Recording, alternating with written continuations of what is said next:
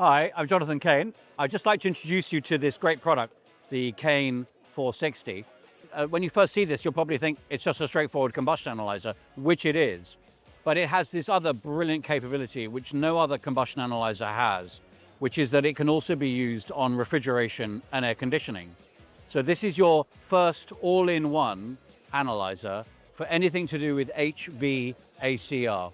And that's what this does. It's got, as you would expect in a combustion analyzer, the memory to figure out what fuel are you using on a boiler or a furnace and to test the efficiency and performance of that.